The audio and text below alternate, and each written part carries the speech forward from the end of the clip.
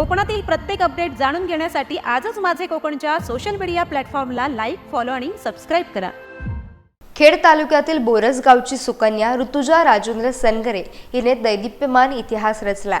भारतीय सैन्य दलात दाखल होणारी ती खेड तालुक्यातील पहिली महिला सैनिक ठरली आहे। ऋतुजानं बोरस येथील नॅशनल कॅम्प अकॅडमीमध्ये प्राथमिक लष्करी भरतीपूर्व प्रशिक्षण घेतलं होतं।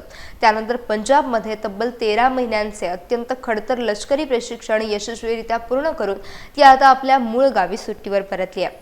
आता आगामी 19 फेब्रुवारी रोजी ती भारत मातेच्या रक्षणासाठी आसाममधील गुवाहाटी येथील भारत-बांगलादेश सीमेवर आपल्या पहिल्या कर्तव्यासाठी रवाना होणार आहे। ऋतुजाच्या संघर्षात आणि जिद्दीबद्दल जाणून घेतलंय आमचे प्रतिनिधी बाळू संगरे यांनी। ज्या अकॅडमीची संपूर्ण कोकणामध्ये चर्चा आहे, नॅशनल अकॅडमी कॅम्प बोरज, या अकॅडमीतून अनेक मुलं आज देश सेवेमध्ये जाताना आपल्याला पाहायला मिळतात। त्यातीलच एक जिची नुकतीच चर्चा सुरू आहे ती कोकणची सुकन्या ऋतुजा सनगरे, जी BSF SSC GD मधून जिने ट्रेनिंग पूर्ण केलंय आणि 19 तारखेला ती भारत मातेच्या सेवेकरता निघणार आहे। आणि ही ऋतुजा घडली कशी, या देशसेवेमध्ये दाखल कशी झाली, तर नॅशनल अकॅडमी कॅम्प बोरज इथे तिने भरतीपूर्व प्रशिक्षण घेतलंय। त्या अकॅडमीमध्येच आज आपण पोहोचलो आहोत। माझ्या बरोबर असणार आहेत या अकॅडमीचे सर्वेसर्वा किशोर सर। आपल्याला सांगतील की ह्या अकॅडमीमध्ये काम कसं झालं आणि ऋतुजा हिचा प्रवास अकॅडमीमध्ये कसा होता, काय सांगाल सर? नमस्कार, मी Kishor Krishna Aadavade, national academy camp बोरजचे संचालक। आज ऋतुजा आपल्या इथे गेली 2 वर्ष प्रशिक्षण घेण्यासाठी या ठिकाणी आली होती। प्रशिक्षणामध्ये मैदानी चाचणी, त्याच पद्धतीने लेखी परीक्षेची चाचणीची तयारी ती करत होती।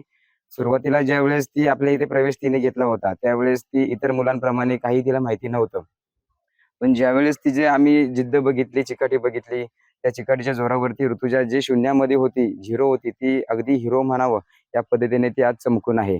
आणि तिच्या मेहनतीचं फळ नक्कीच तिला मिळालेलं आहे। तिला काहीही माहीत नसताना सातत्य आणि चिकाटीच्या जीवावरती तिने सर्व मिळवलेलं आहे। त्या यशाबद्दल आम्ही नेहमीच तिचं कौतुक करत असतो आणि संपूर्ण पंचक्रोशी आणि जिल्ह्यामध्ये सुद्धा तिचं कौतुक होत आहे।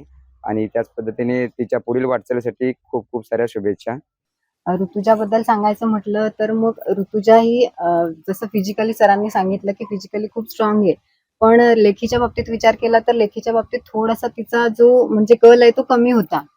त्यामुळे तिचं एवढं म्हणजे तिने आतापर्यंत जे सक्सेस मिळवलेलं आहे ते फक्त आणि फक्त सातत्याच्या जोरावरती।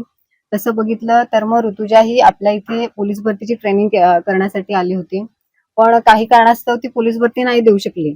म्हणजे जरी दिला तरी सुद्धा तिला लेखीला कमी मार्क्स पडलेले।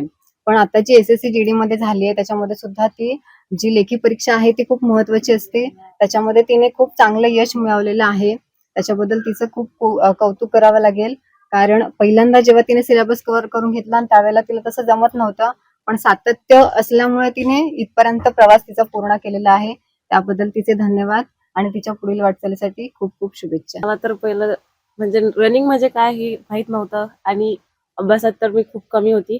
इथे आल्यानंतर कळलं मेहनत काय असते, काय करावं लागतं, काय कष्ट घ्यावे लागतात, ते इथे अकॅडमीत आल्यावरती कळलं।